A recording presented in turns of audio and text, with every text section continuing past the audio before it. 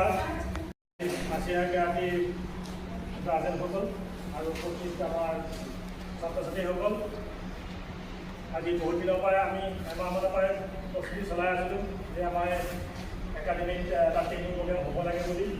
এইটো ট্ৰেইনিং প্ৰগ্ৰেমটো আমি যোৱা বছৰে আমি এটা আলোচনা কৰিছিলোঁ মিটিংখনত যে বছৰটোৰ ভিতৰত 3টা ট্ৰেইনিং হ'ব লাগে। 3টা ট্ৰেইনিং মানে বছৰটোৰ ভিতৰত হ'ব লাগে। এই 25 আমি ফাৰ্ষ্ট এইটো ট্ৰেইনিং। এই ট্ৰেইনিংটো আমি কৰাৰ উদ্দেশ্যটো এনেকুৱা ধৰণৰ যে বিভিন্ন আমাৰ ষ্টুডেণ্টসকলে এক্সাম চলি আছিলে, কিছুমানতো 20 দিন 1 মাহে কিছুমান ক্লাছ অহা নাছিলে।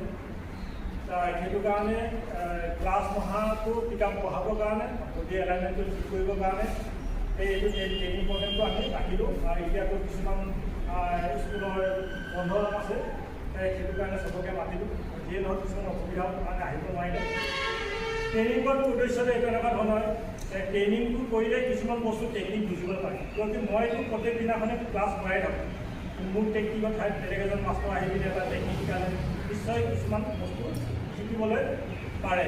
সেইটোৱে টেকনিক আমাৰ ট্ৰেইনিঙৰ উদ্দেশ্য। সেইটো কাৰণে ভালে ভালে আমাৰ ট্ৰেইনিং হৈ গ'ল। আৰু যিখিনি শিকিছে সেইখিনি আমাৰ ষ্টুডেণ্টসকলক কওঁ যে ভালদৰে পিছত প্ৰেক্টিচতে ভালদৰে এপ্লাই কৰিবৰ কাৰণে চেষ্টা কৰে। আৰু আমাৰ মাজত আমাৰ তেজপুৰৰ পৰাই আনন্দ লৈ অনা হৰ্ষিত আলী, তেওঁক আমি আগতে এবাৰ ইয়াত শিকাই গৈছিলোঁ। এইটোৱে মানে তেওঁক আমি এখন আমাৰ একাডেমীৰ ফালৰ পৰা আমাৰ ফুলাম গামোচাই তেওঁক সম্বৰ্ধনা দিছোঁ।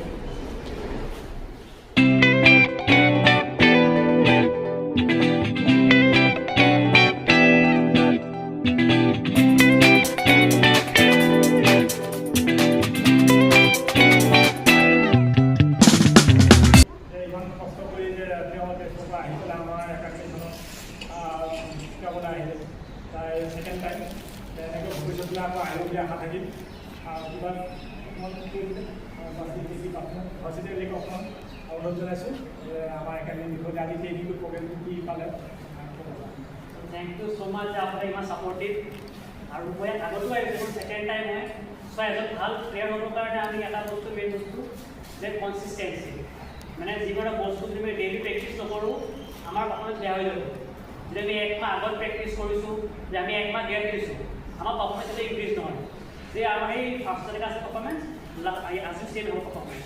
চ' ইম্প্ৰুভ কৰিবৰ কাৰণে ডেইলি প্ৰেক্টিছটো মেণ্ডেটৰী মানে। চ' আমি আজি ক্লাবত যাব পৰা নাই, একো নাই, ন' প্ৰব্লেম। কিন্তু ঘৰত আমি প্ৰেক্টিছ কৰিব আছে। আজি কাৰোবাৰ টিউশ্যন আছে, কাৰোবাৰ বিয়া আছে, ক্লাবত পৰা নাই, ন' ডাউট।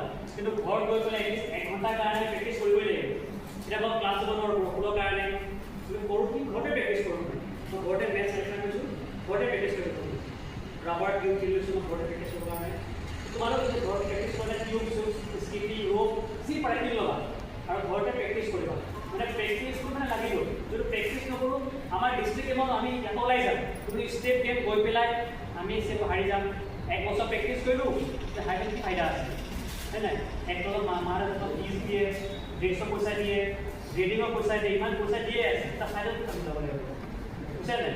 ত' আমি টাইমটো ভালকৈ আমি ইনভেষ্ট কৰিবলৈ আছে।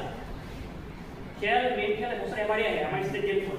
কিন্তু আমি তাতে জিকিব নোৱাৰোঁ, আমাৰ গোটেই ইয়াৰটো মানে এনেই ৱেষ্ট কৰা হ'ব মানে, আকৌ চেম তেনেকৈ হৈ যাব।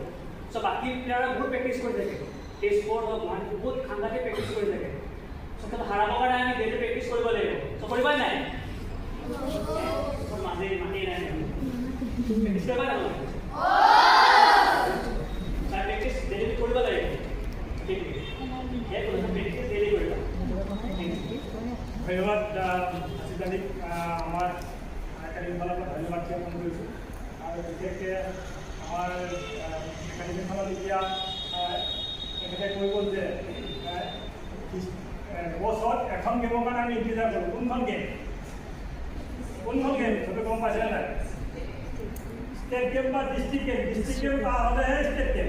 সেইখন গেম কোনখন গেম, কোনটো গেম? আমিতো গেম বহুত খেলোঁ, জানিব লাগিব। যিটো অফিচিয়েলি গেম,